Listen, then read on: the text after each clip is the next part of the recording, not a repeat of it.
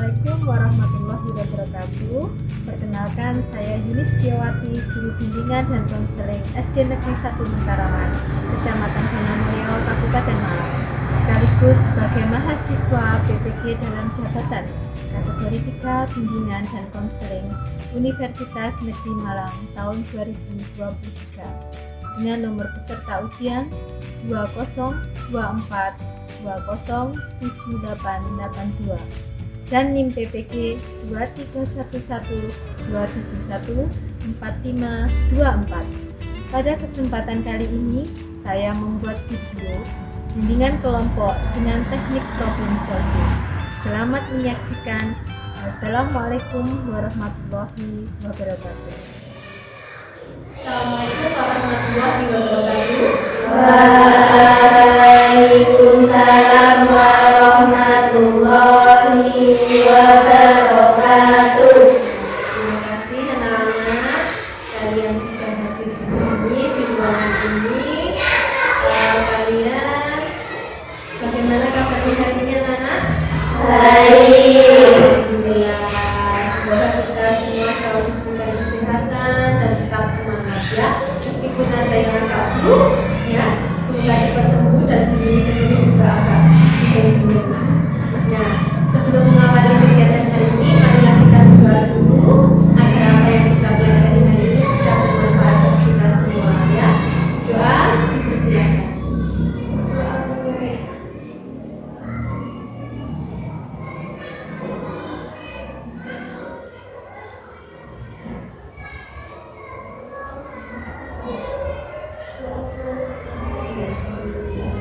Anak-anak, kalian tahu nggak disuruh ke sini tuh mau ada acara apa ini tadi ya? Ya. Nah, kalian di sini diundang ke sini tuh mau ada layanan bimbingan kelompok. Sudah pernah mendengar? Belum. Nah, kalau belum, ini mau menjelaskan, silakan diperhatikan di layarnya di sini ya. Ada konsep dasar layanan bimbingan kelompok. Apa itu bimbingan kelompok?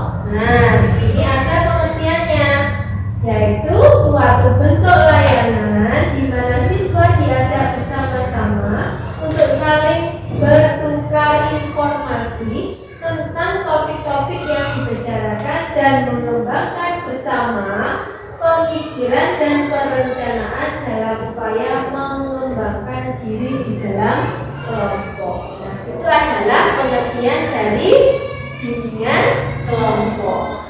Nah, di sini ada juga tujuan dari bimbingan kelompok.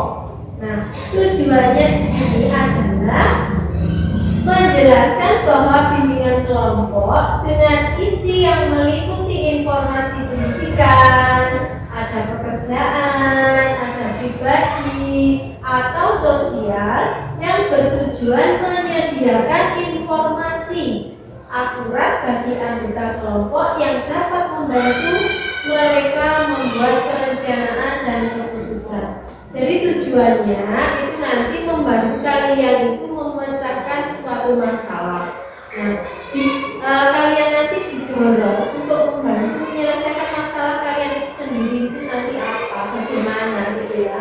Terus kita lanjutkan lagi. Nah, di dalam bimbingan kelompok itu ada asas-asas yang harus kita perhatikan.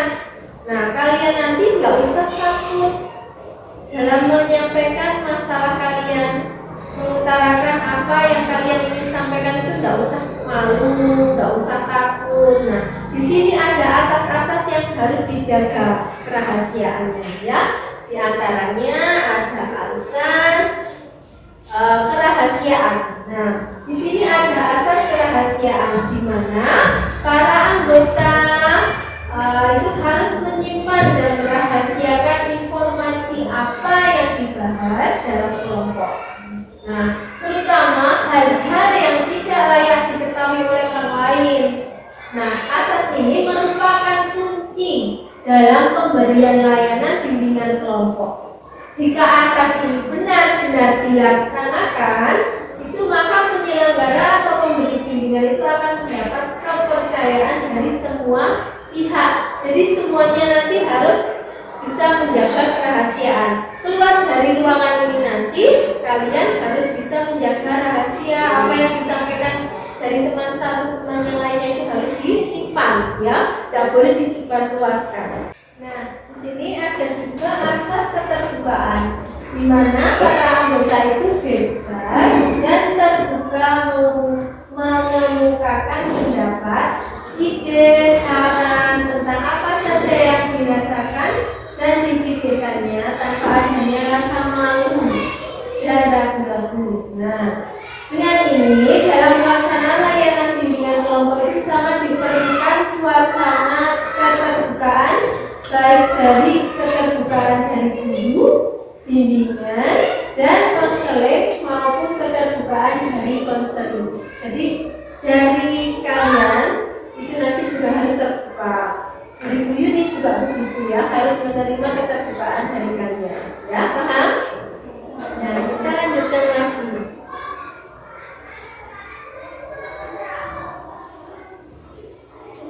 Nah, yang ketiga itu ada asas kesukarelaan, di mana asas kesukarelaan ini adalah proses layanan bimbingan kelompok yang harus berlangsung atas dasar kesukarelaan, baik dari pihak konseling maupun dari pihak guru bimbingan dan konselingnya. Oleh karena itu pada asas ini diharapkan konseling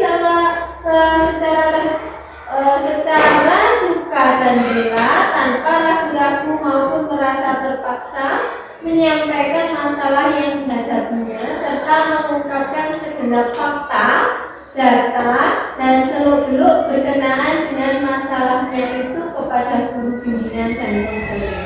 Jadi asas kesukarelaan itu, jadi kalian itu harus rela menyampaikan fakta dengan secara suka dan rela menyampaikan apa yang ingin kalian sampaikan tentang masalah sampean itu, ya.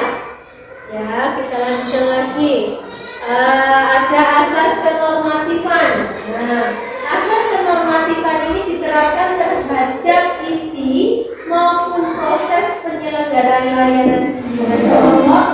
Nah, semua layanan yang diberikan oleh guru bimbingan dan konseling ini harus sesuai dengan norma-norma yang ada, termasuk prosedur, teknik, dan peralatan yang dipakai tidak menyimpang dari norma-norma yang ada. Selanjutnya ada juga keterampilan pemimpin kelompok. Nah, terus kita lanjutkan tentang cara melakukan bimbingan kelompok. Nah, ini caranya.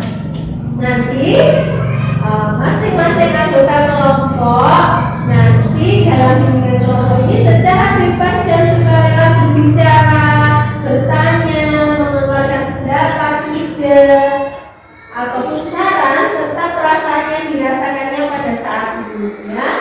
Terus mendengarkan dengan baik bila anggota kelompok itu berbicara, yaitu setiap salah satu anggota kelompok menyampaikan tanggapan, maka anggota kelompok lainnya itu memperhatikan, karena dengan memperhatikannya maka akan mudah untuk saling menanggapi pendapat lain sehingga akan menumbuhkan dinamika kelompok dalam kegiatan bimbingan kelompok tersebut. Nah, sudah habis. Terima kasih. Itu tadi tentang penjelasan tentang apa?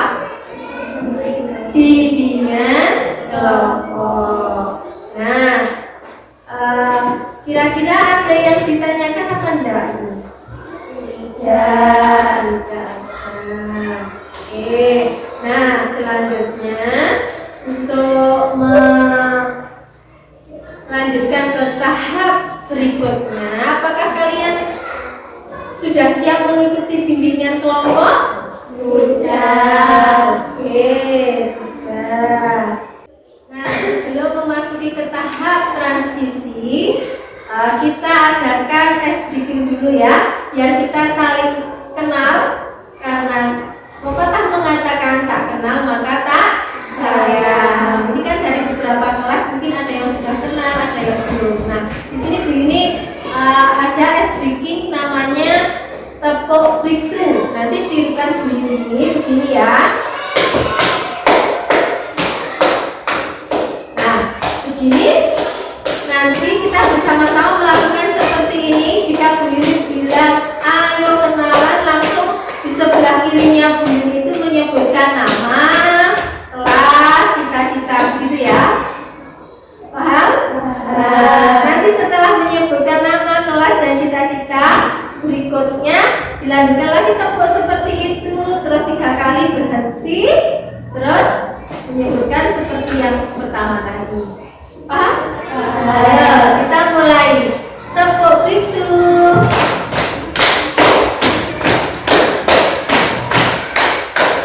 Ayo kenalan.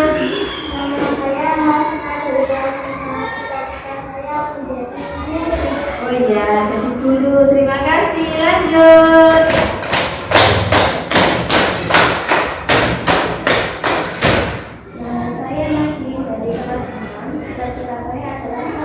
Wah, luar biasa, Polwan. Lanjutkan.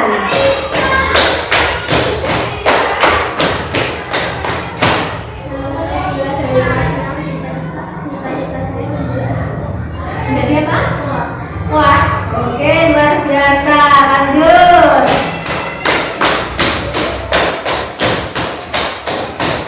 Nama saya Rifani dari kelas 6, cita-cita saya menjadi orang sukses. Oh, terima kasih, orang sukses. Lanjutkan.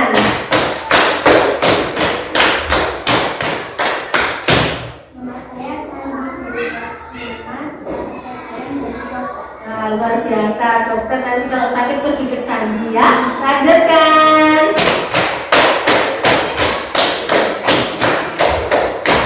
Nama saya Ketis dari kelas 5, cita-cita saya menjadi pisah. Wah, bos tambah luar biasa. Tepuk itu. Terima kasih. Tepuk tangan buat kita semua. Nah, sekarang kita memasuki ke tahap transisi ya, atau tahap peralihan. Apakah kalian sudah siap mengikuti bimbingan hari ini? Siap. Tetap semangat? Semangat. Luar biasa. Nah, hari ini kita jangan lupa tetap semangat biar apa yang kita lakukan hari ini juga bisa berjalan dengan lancar ya. Nah, sebelum memasuki tahap inti, Bu Yuni juga ada speaking supaya kita lebih bersemangat lagi ya. Namanya kita sekarang melakukan speaking, kita berdiri dulu. Nah, berdiri, tangannya menengadah. Nah, begini. Nanti sambil menyanyikan lagu, jika Bu Yuni bilang stop, tangannya menutup. Nah, siapa nanti tangannya yang kena berada di dalam tangannya temennya itu berarti kena ya. Nanti kalau kena, nanti dikasih kata-kata kasihan ya lo, begitu ya. Paham? Nah, sekarang kita mulai. Kita nyanyi balonku aja ya. Jangan begini-gini kan, nggak boleh begini-gini kan, harus begini. Nah, harus begini. Nah, kita mulai. 1, 2, 3. Balonku ada 5, rupa-rupa warnanya. Stop. Nah, ayo tangannya siapa? Gak ada. Hijau, kuning, kelabu, merah muda dan biru, meletus terang hijau cerah, hatiku sangat kacau. Lalu tinggal 4. Tetap. Lepas sudah ya kalian dan dulu. Nah, itu ya, itu cuma permainan, tidak apa-apa. Tepuk tangan berikan. Nah, itu tadi permainan biar kita itu bukan nggak usah tegang ya. Anak-anak, kita sebelum melakukan bimbingan kelompok hari ini ada lembar kesediaan yang harus kalian isi untuk mengikuti bimbingan kelompok ya. Kalian isi dulu.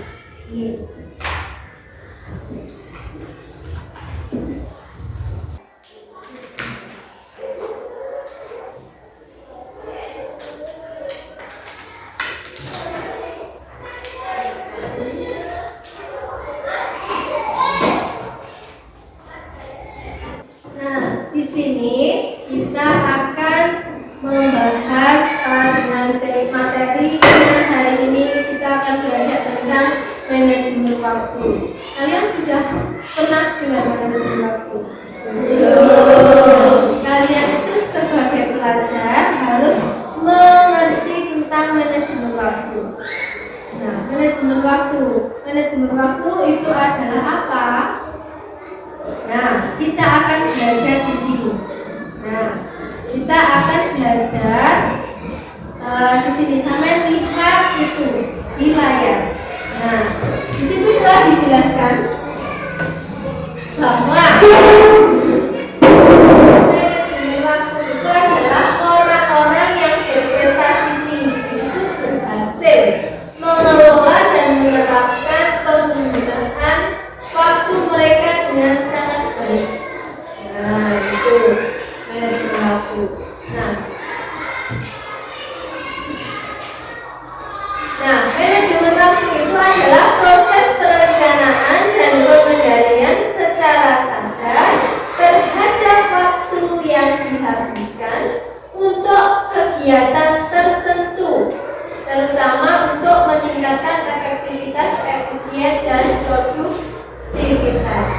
Nah, itu manajemen waktu. Nah, apa pentingnya keterampilan manajemen waktu itu buat kehidupan kita? Itu diantaranya adalah untuk meningkatkan produktivitas, efisiensi dalam pekerjaan.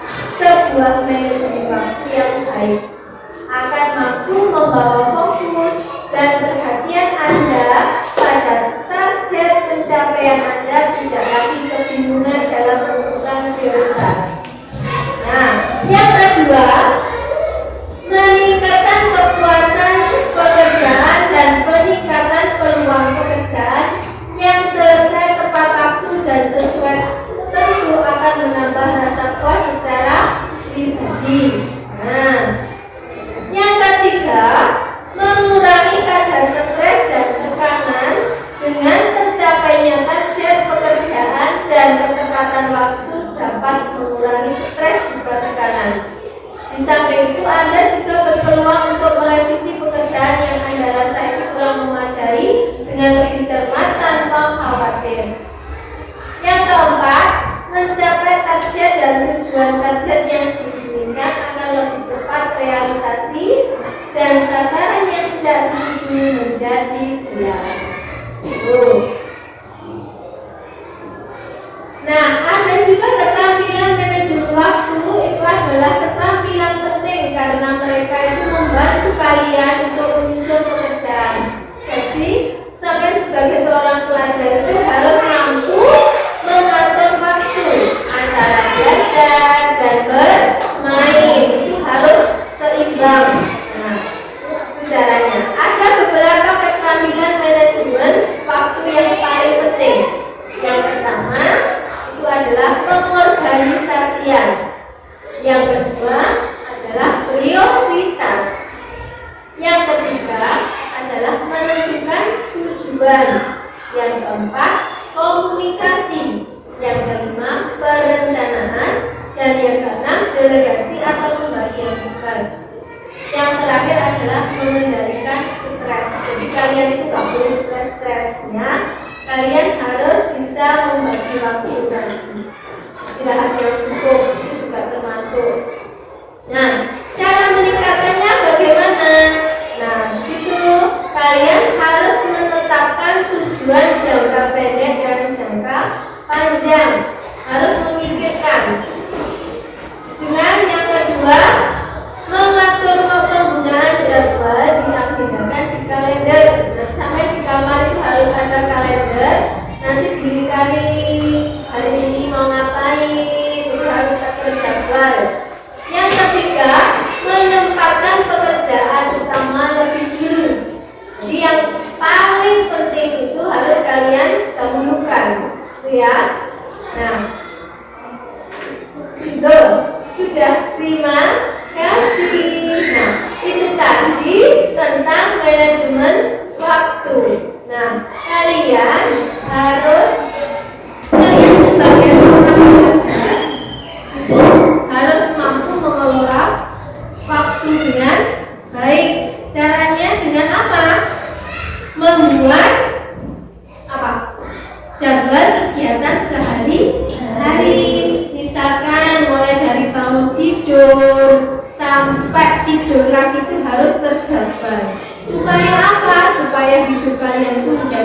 tertib, hidupnya menjadi disiplin, jadi tertata, begitu ya.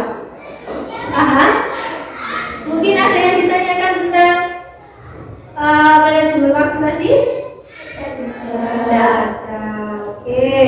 Nah, di sini nanti ya kita bagi kelompok, di mana setiap kelompok nanti mengidentifikasi suatu masalah.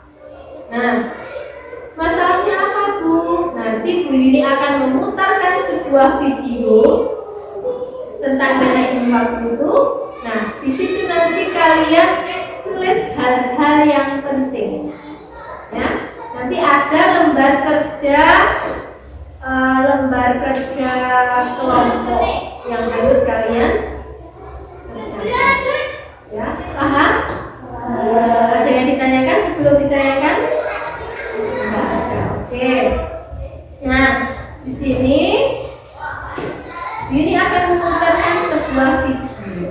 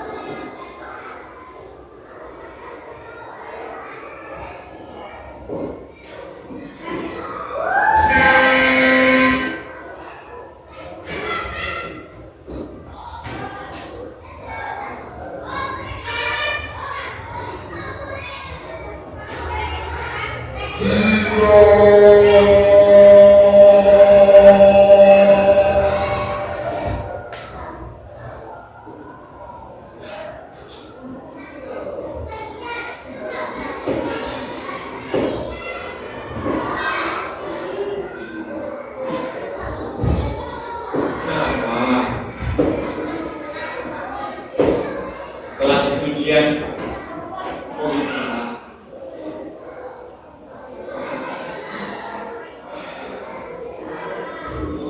Ini loh, bisa. Kira-kira tadi dari hasil yang ditayangkan tadi, penyebabnya apa? Maksudnya masalahnya apa yang terjadi? Karena apa dia? Masalahnya apa? Tidak bisa mengikuti ujian, ya tidak bisa mengikuti ujian. Itu karena disebabkan apa kira-kira? Bangunnya karena kesiangan. Nah, kira-kira setelah dia itu bangun kesiangan, akhirnya terlambat, tidak bisa mengikuti ujian. Nah, selama perjalanan tadi, apa saja yang terjadi? Kepleset melihat pisang. Yang kedua, melihat cewek. Ya, akhirnya dia melihat cewek tertegun. Harusnya lari cepat, dia perlahan-lahan melihat cewek itu. Akhirnya waktunya sudah kebuang. Akhirnya dia sampai apa tadi? Nabrak tembok. Ya, nabrak tembok ya. Nah, itu waktunya sudah terbuang berapa itu? Terus yang ketiga, dia waktu naik lift, liftnya lama. Nah, dia itu terlambat berapa kita nggak tahu. Nah, akhirnya dia dengan jalan pintas lewat tangga. Nah, lewat tangga itu juga membutuhkan waktu yang lama. Nah, waktunya terbuang lama, akhirnya dia gagal mengikuti ujian. Setelah itu apa yang dia rasakan? Menyesal, iya menyesal karena dia itu bangunnya kesiangan. Di tengah-tengah jalan tadi ada yang kepleset melihat pisang, lihat cewek cantik, terus akhirnya ada rintangan-rintangan yang harus dilewati ya. Nah, dari situ sekarang Bu Yuni punya lembar kerja kelompok yang harus kalian diskusikan dengan kelompok kalian. Ya, di sini dibagi saja, di sini kelompok 1, di sini kelompok 2 ya. Nah, nih, kalau nanti itu dikerjakan terus ditunjuk satu anak untuk presentasi nanti. Nah, ditulis di bawahnya saja nggak apa-apa. Bukan. Bu Yuni kasih waktu 10 menit ya. Ya, sekarang dari bawahnya, mepet boleh. Ditulis di bawahnya situ jawabannya nggak apa-apa.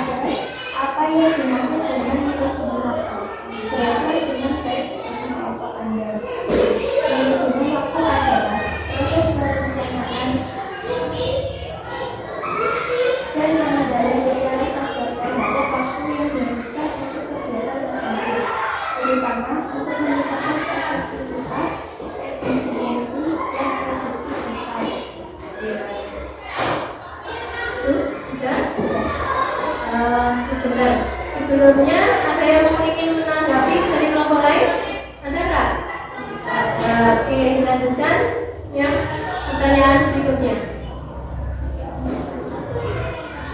Soal yang ketiga adalah sebutkan prinsip-prinsip dari manajemen waktu kepada siswa. Prinsip-prinsip manajemen waktu itu ada pembagian kerja, wewenang dan tanggung jawab, disiplin, dan mengutamakan kepentingan ini di atas kepentingan pribadi.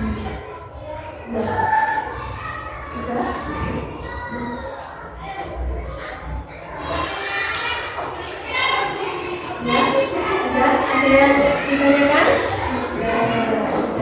Oke. Nah, itu presentasi dari kelompok 1. Kita kasih aplaus untuk kelompok 1 dulu. Nah, kita lanjutkan untuk yang kelompok berikutnya. Siapa yang mewakili? Pertanyaan nomor 1, sebutkan prinsip-prinsip yang Berapa?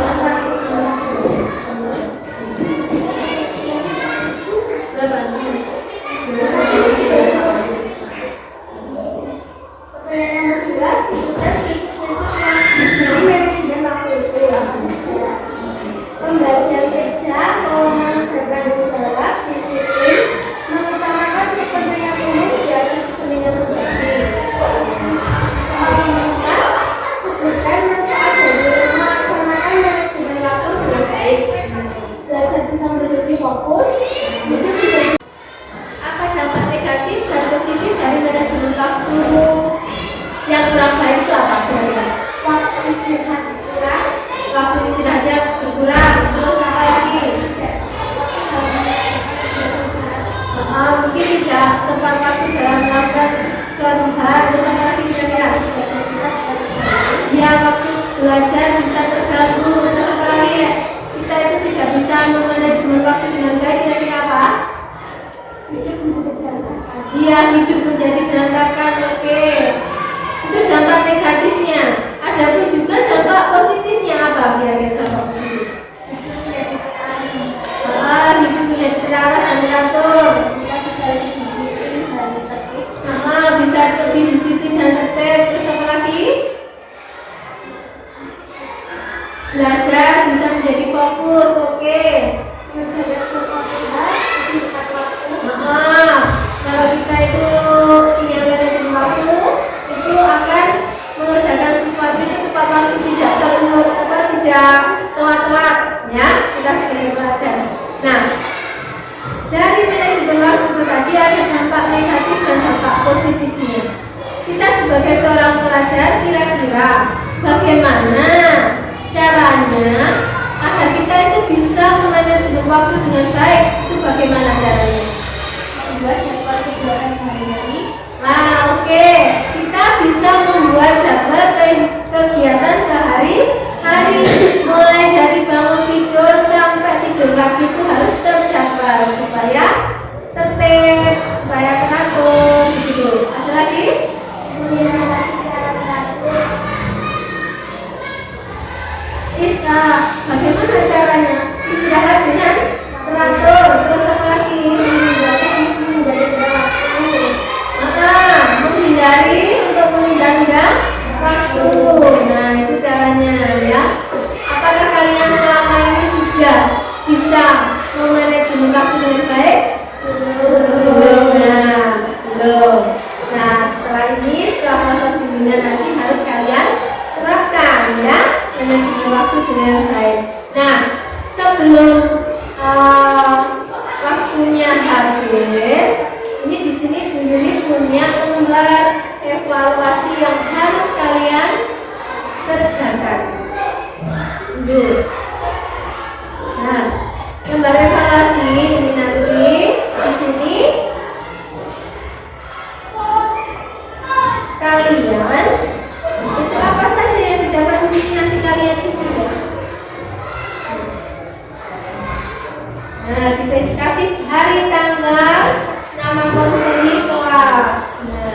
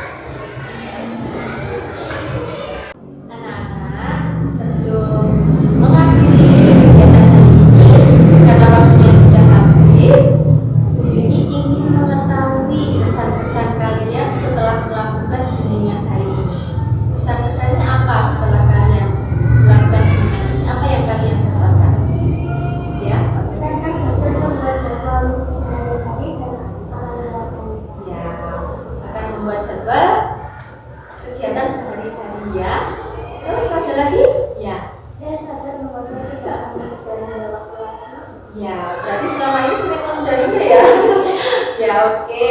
Berarti setelah ini tidak lagi menunda-nunda waktu. Ada lagi? Ya, Mbak. Saya sekarang setelah melakukan pendidikan itu karena saya mengetahui tentang profesional. Iya, baik. Mungkin ada lagi? Ya.